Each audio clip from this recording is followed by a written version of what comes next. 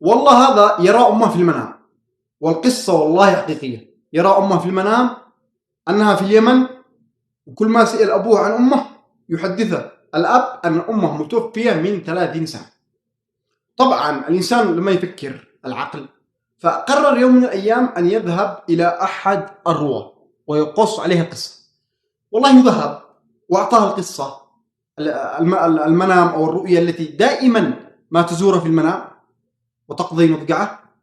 سمعها المفسر، قال اسمع، الرؤيا التي تراها تتكرر، أنت إذا ذهبت إلى اليمن وإلى المنطقة التي تبعد عن صنعاء والمحافظة 300 كيلو، لا شك لا شك لا شك أنك سوف تجد والدتك هناك.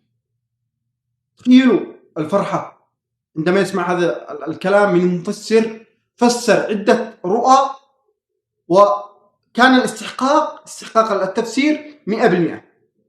تفسيراتها السابقة حصلت. والله يذهب، يقرر أنه سوف يذهب يسافر إلى اليمن، يحجز بأول تذكرة يتحصل عليها، أول رحلة ترسو باليمن مطار صنعاء. من الصدف، ركزوا معي، من الصدف أن الطيارة الرحلة الذي سوف يسافر فيها إلى اليمن كان هنالك في الطائرة بجانب المقعد الذي سوف يجلس عليه أحد السعوديين سوف يسافر لرؤية صديقه اليمني المهندس. طبعا المهندس اليمني هذا مع أحد السعوديين أصحاب، والعائلة تداخلت، تشاركت فيما بينها، وأصبحت العائلة تعرف بعضها. وطلب منه، قال له اليمن والله أمطار والطبيعة حلوة ومناظر خلابة، أريد منك أنك تسافر إليه. والله هذا يلبي. وهذا صاحب الرؤية صاحبنا سبحان الله العظيم يجلس معه في نفس الطائرة بجانب الكرسي، كلمه، أنا والله لي أمر طارئ في اليمن، ويا رب إن ربك يوفقنا وييسر لي من عنده، يعني إن الله يسهل له وييسر له كل عسير في البحث عن أمه. عاده ما قص على خويه السعودي هذه القصة نهائيا أبدا، لكن قال له هذا أنا معي ضائعة، والضائعة هذه أنا لا أعرف أحد باليمن يدلنا عليها. قال له ابشر، أنا معي هذا خوي اليمني اللي بيستقبلنا، اللي بنزل ضيف عنده، يعرف ناس كثير، أبو شيخ، وإن شاء الله أنه يفيدنا. والله تصل الرحلة وترسو في مطار صنعاء، وهذا صاحبنا اليمني منتظر خويه صاحبه السعودي، وصل هناك وجد أنه معه 2.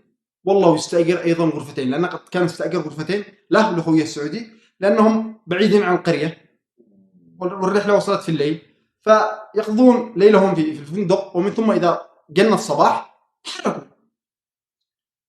والله يستأجرون فندق غرفتين بلس الغرفتين التي استأجرها له ولخويه.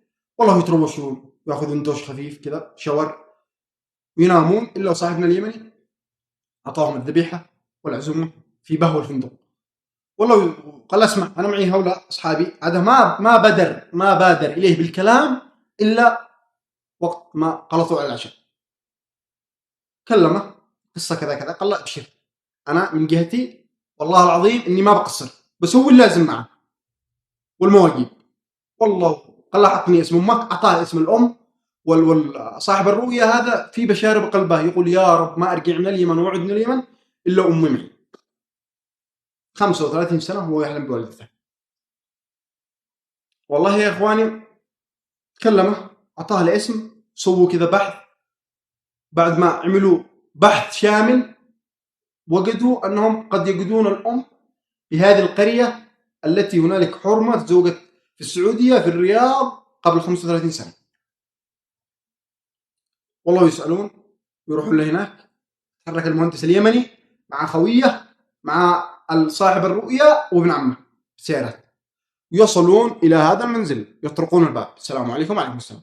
والله شوف، إحنا قصتنا 1 2 3 كيت. فالشخص هذا يظن أن أمه هنا اللي هي زوجته، لأنهم عرفوا أن الأم تزوجت. والله هذا اليمني اشتاط غضب، دخل إلى المنزل وطلع الرشاش بيذبحهم. كيف أنت رجال مشنب عمرك 35 سنة تريد أنك تكلم زوجتي وتجلس معها؟ هذا ما لا يتقبله عقل. يكلمهم كذا، والله يهدونه تمام، يحاولون أنهم كذا يهدون شوي، يروحون لمن؟ ركزوا معي، عند شيخ القرية، يحدثوه بالأمر. شيخ القرية عاقل ولبيب وفاهم وحصيف، أشار بأن تذهب مجموعة من النساء إلى عند الحرمة هذه ويأخذين منها مواقع الكلام. والله يروحون هناك واتفقوا على أنها تكلم هذا الشخص وهذا الولد صاحب الرؤيا من وراء حجاب. والله تكلمه، أول ما سمعت صوته كلمته: أنت اسمك محمد؟ قال لها نعم. أبوك كذا؟ نعم. أنت ساكن في الرياض في الحي الفلاني في الشارع الفلاني؟ إلا صاحب الرؤيا هذا محمد يبكي قسما بالله العظيم أن الذي يسرد القصة الذي كان معه في الطائرة الذي كان بيوصل عند المهندس، يقول قسما بالله العظيم أن البكاء بكاء طفل فقد شيء. إلا والله العظيم. ويقول لزوجها، زوج أمه: لو سمحت أنا مناشدك الله والدين والقبيلة أنك لا تفرقنا عن أمي بعد أن افترقت عنها 35 سنة. أنا عند الله ثم عندك، أنا واقف بين يديك، أتمنى أنك لا تردنا. والله وذاك ما رده، قال له تمام أبشر. ويروحون السفارة والسفير ما قصر معهم، يقطعون عمره له ولأخواته، لأن أمه قد معها خوات من الأم وقد معها أخوة، ويروحون السعودية يستقبلهم الاستقبال المهيب ذاك ويذبح لهم. الإنسان شاف أمه تخيله بعد 35 سنة، أمك هذه شيء جبار، فرحة لا توصف. والله العظيم لو يوهب كل أمواله ما هي عندها شيء. والله بعد الفرقة هذه الأليمة والسنين الطويلة الذي باعدته عن أمه والقسى الذي عاناه، الحمد لله أنها يعني وقت أمه، وقت ظلته، وعادت أمه وحضن أمه، وإن شاء الله أنه ما يشبع منها.